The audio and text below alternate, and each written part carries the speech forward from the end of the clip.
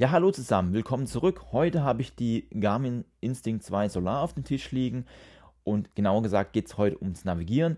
Ich habe mit der Uhr eine Navigation durchgeführt, beziehungsweise bin eine Strecke lang gelaufen und habe mich navigieren lassen. Die Strecke habe ich entsprechend auf Komoot geplant und dann auf Garmin übertragen, beziehungsweise hier auch Wegpunkte gesetzt. Wie das Ganze mit Garmin und Komoot und Wegpunkten setzen geht, habe ich mal in einem separaten Video schon gezeigt, und zwar zu Fenix 7 bzw. Fenix 6. Ich verlinke dir das Video mal, da kannst du es mal anschauen, wie das Ganze funktioniert. Heute möchte ich rein auf die Praxis eingehen und ein paar GPS-Daten zeigen, wie das Ganze dann aussieht. Aber ich würde sagen, wir fangen einfach direkt an. So, wir starten jetzt die Strecke und wir sehen, wir können in der Sonne auch wunderbar das Display ablesen. Es gibt überhaupt keine Probleme. Und ja, ich bin jetzt hier direkt am Startpunkt und wir sehen, ich komme auch am gleichen Punkt wieder zurück. Ja, bei der Solar Instinct 2 bekomme ich dann immer angezeigt. Ja, wir sehen auch hier Live-Track ist gestartet, das funktioniert auch. Und wir sehen jetzt hier die nächste Abbiegung bei 158 Metern. Ja, jetzt kommt noch die E-Mail für Live-Track. Und es ist da hinten die erste Abbiegung. Und wir sehen halt wie immer die Linien hier entsprechend, wie unsere Tour läuft. Ja, was man ganz gut erkennen kann, die gestrichelte Linie bin ich schon gelaufen und ich laufe die gleiche Strecke dann nachher wieder zurück. Daher ist es auch so schwarz-weiß, also es ist überhaupt kein Problem, wenn ihr dann entsprechend eine Doppelung in der Route habt. Und man kann auch ein bisschen reinzoomen und dann sieht man die Strecke etwas genauer. Und ja, ich würde sagen, wir laufen jetzt mal weiter. Wir müssen jetzt hier links abbiegen. Hier ist jetzt so eine Kreuzung der Straße. Ich gehe jetzt gleich hier hoch in die Berge. Na, Berg ist jetzt übertrieben. Jeder, der in den Bergen wohnt, lacht jetzt. Also den Hügel da hinten, den laufe ich jetzt hoch. So, wir sind jetzt hier in den Weinbergen unterwegs. Wird ja schon fleißig hier gearbeitet. Ja, was oft leider vorkommt ist, dass ich, obwohl ich auf der Strecke hier drauf bin, Streckenabweichung bekomme. Also das habe ich jetzt schon mehrmals gehabt. Finde ich jetzt weniger gut. Ja, hier ist gerade jemand fleißig am Baggern. Tut mir leid. So, jetzt bin ich auch wieder auf der Strecke. Also es finden immer hier so Abweichungen statt. Das ist semi-toll. Ja, bei der Solar Instinct 2 habe ich jetzt noch 66 Meter bis zum Abbiegen. Und jetzt schauen wir einfach mal, wann das kommt. Ich habe gleichzeitig hier die Fenix-Uhren laufen und die sagen 40 Meter. Ich bin mal gespannt, wie das sich bei der Solar Instinct abbildet. Momentan bin ich so ein bisschen halb zufrieden, weil ich jetzt schon ein paar Mal Streckenabweichungen hatte und auch nicht rechtzeitige Signale, wann ich abbiegen muss. Und es ist halt ohne Karte echt kritisch. Genau, ich werde einfach mal weiterlaufen. Also ich laufe hier übrigens mit GPS und GLONASS. Ja, in 33 Meter kommt die Abbiegung und ich bekomme es auch entsprechend auf der Uhr angezeigt. In 33, 26 Metern müssen wir weiterlaufen. Das sehen wir hier geht es gleich runter. Und entsprechend soll ich jetzt hier links abbiegen. Ja, es gibt ja auch noch eine Möglichkeit hier runter.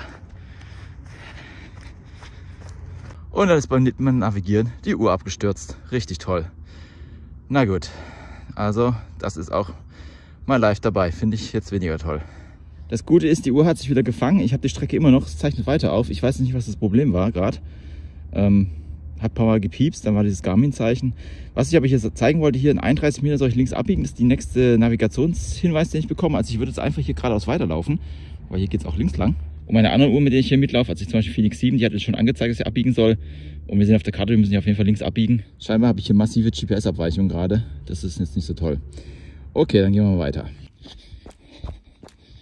Ja, ich habe bei 448 Metern eine Verpflegungsstation eingegeben. Das heißt also auch Wegpunkte, die ihr dann entsprechend Garmin Connect einpflegt, werden hier auch angezeigt. So, wir bekommen jetzt weiterhin die Verpflegungsstation angezeigt. Hier muss ich jetzt links abbiegen. Hier geht ein Weg hoch. Ich habe bis jetzt noch keine Meldung bekommen auf der Uhr. Na gut, laufen wir da weiter. So, und kurz bevor man die Station erreicht, bekommt man nochmal ein Signal drauf, dass wir jetzt gleich da sind. Sehr gut. Wir bekommen auch eine Steigungsübersicht von der Strecke. Wir sehen jetzt hier links das hellgraue, bin ich jetzt schon gelaufen. 88 Höhenmeter haben wir uns noch vor uns. Und rechts davon, das dunkle, muss ich noch laufen. Und ja, 8,20 Kilometer ist die ganze Strecke lang. Ja, dann bekommen wir auch die Ankunftszeit angezeigt. Das ist unten. 13:29 und 5,67 Kilometer sind noch verbleibend. So, jetzt kommen wir auch gleich zur Abbiegung. Hier vorne ist wieder eine Kreuzung und hier oben geht's hoch. Ich bin mal gespannt, ob was kommt. Ja, ich bekomme wieder keine Turn-by-Turn-Navigation. Ich sehe zwar an der Karte, dass ich hier hoch muss, aber wir sehen auch, hier geht es dann mal links lang. Ja, finde ich jetzt nicht so toll. Naja, ja, mal einen kleinen Eindruck der Bergstraße. Einfach schön hier. Kommt mal vorbei, wenn ihr in der Nähe seid. So, in 77 Metern, 75 Metern kommt die nächste Abbiegung. Die ist hier vorne. Dann schauen wir mal, ob dann entsprechend die Turn-by-Turn-Navigation kommt. So, dann sehen wir, da kommt auch schon die Navigation. Rechts abbiegen. Laufen wir weiter, weil hier ist ein bisschen eine heikle Stelle. Hier gibt es nämlich eine Kreuzung. Hier geht es einmal links, geradeaus und rechts. Und wir haben jetzt gerade angezeigt bekommen rechts. Ja, der Pfeil bleibt auch perfekt. Genau, hier müssen wir jetzt hier hoch noch. Das hat jetzt mal funktioniert. Hier haben wir einen Punkt erreicht. Hier geht es dann hoch. Ja. Und wir sehen auch, wir sind gleich ganz oben. Gesamter Anstieg 146 Meter, 18 Meter stehen noch vor uns. Dann haben wir es geschafft.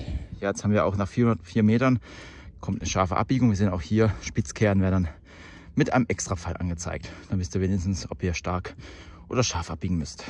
So, dann haben wir jetzt aber doch noch einen Punkt. Und zwar, hier haben wir wieder eine Kreuzung.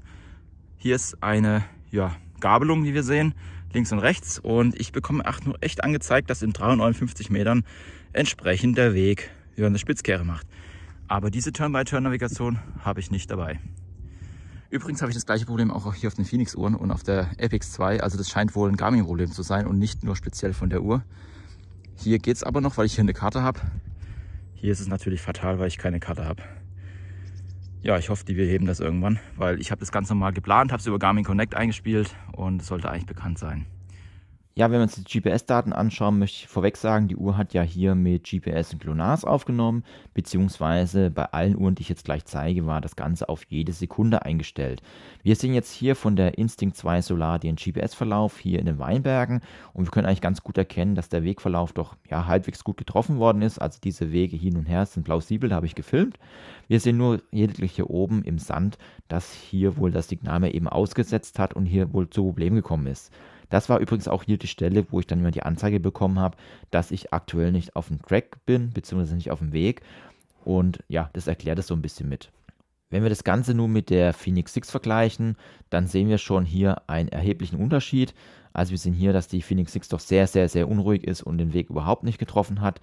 Es ist zwar hier oben kein Fehler drin im Sand, also es wird angezeigt, aber gerade hier unten sehen wir doch eindeutig, dass entsprechend hier nicht das Ganze getroffen wird. Wenn wir uns das Ganze dann noch für die Epix 2 anschauen, hier bin ich dann entsprechend im Multiband-Modus gelaufen. Da sehen wir hier natürlich, da ist das Bild perfekt. Es ist wirklich so, wie man es gelaufen ist und trifft hier alle Wegpunkte sehr genau. Wenn wir uns jetzt mal den weiteren Bereich anschauen, ich gehe jetzt hier dafür mal auf die Satellitenkarte, dann sehen wir hier ganz gut, dass hier im freien Bereich doch wirklich sehr gut das Ganze getroffen worden ist.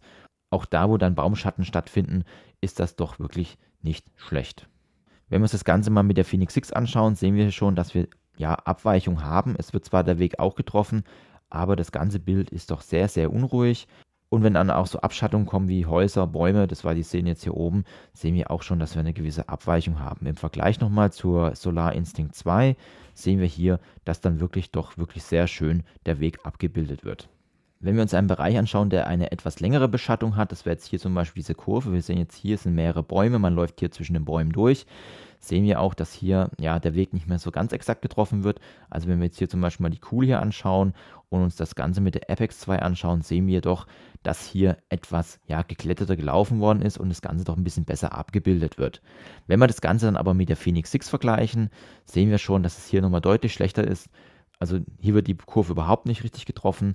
Auch hier sind so GPS-Abweichungen drin, so als wenn man zurückgelaufen, beziehungsweise hier oben, das Ganze wird hier nicht so wirklich schön dargestellt.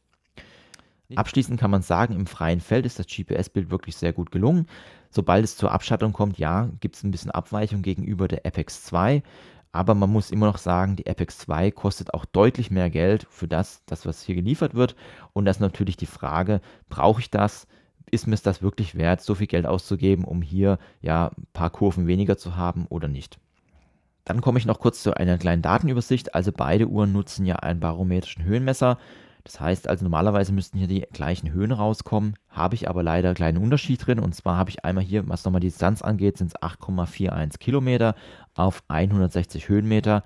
Wenn ich mir das Ganze nochmal mit der Epix 2 anschaue, so komme ich hier auf 8,66 Kilometer und auf 190 Höhenmetern. Und bei der Phoenix 6 komme ich auch nochmal auf die 190 Höhenmeter. Das heißt, also hier gibt es eine kleine Diskrepanz. Hier ist natürlich nochmal die Frage, hätte ich den barometrischen Höhenmesser nochmal einstellen müssen, kalibrieren müssen. Das kann ich jetzt auch nicht so ganz beantworten, warum der Unterschied ist. Ich muss das nochmal ein bisschen mehr testen, möchte es aber hier nochmal kurz erwähnen, dass es dann hier doch zu kleinen Unterschieden gekommen ist. Ja, ich hoffe, ich konnte euch einen kleinen Eindruck geben, wie die ganze Navigation hier mit der Uhr funktioniert. Es gab jetzt hier und da ein paar Probleme mit Wegfindung bzw. Abbiegenhinweisen. Da ist natürlich jetzt die Frage, lag es an Komoot, liegt es an Garmin, liegt es an der Garmin-Software? Ich weiß nur, dass ich zu diesem Zeitpunkt mit allen Garmin-Uhren das Problem hatte. Ich gehe davon aus, dass es hier irgendwo wahrscheinlich einen Softwarefehler gibt. Ich nutze selber schon seit Jahren Garmin-Uhren auch zum Navigieren, hatte diese Probleme noch nicht. Ich vermute jetzt aber nicht, dass es direkt speziell an der Uhr liegt, sondern wirklich an einem Software-Thema.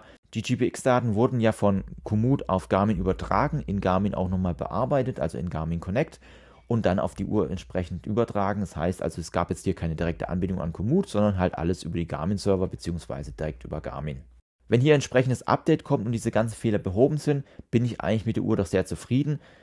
Sie ist nicht so gut wie jetzt die Polar Critics Pro, die ist in dem Bereich Krümelnavigation, wie ich jetzt gelernt habe in den Kommentaren, also beziehungsweise Strichnavigation, je nachdem, was ihr dazu sagt, ist sie jetzt deutlich besser als die Instinct 2. Das bedeutet, sie gibt halt nochmal speziellere Hinweise, gerade bei Weggabelungen werden dann nochmal entsprechende Symbole angezeigt.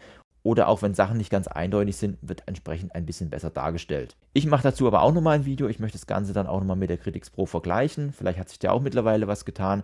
Falls sich solche Sachen interessieren, dann lasst doch auch gerne auf jeden Fall ein Abo da. Wenn dich der Funktionsumfang der Instinct 2 Solar interessiert, ich habe hier oben ein Review gemacht, wo ich die Uhr entsprechend vorstelle, beziehungsweise auch die Funktion zeige. Wenn dir das Video gefallen hat, lass doch gerne ein Abo da. Ich würde mich auf jeden Fall freuen, dich wieder auf meinem Kanal begrüßen zu dürfen. Ansonsten bedanke ich mich für deine Zeit. Tschüss, bis zum nächsten Mal.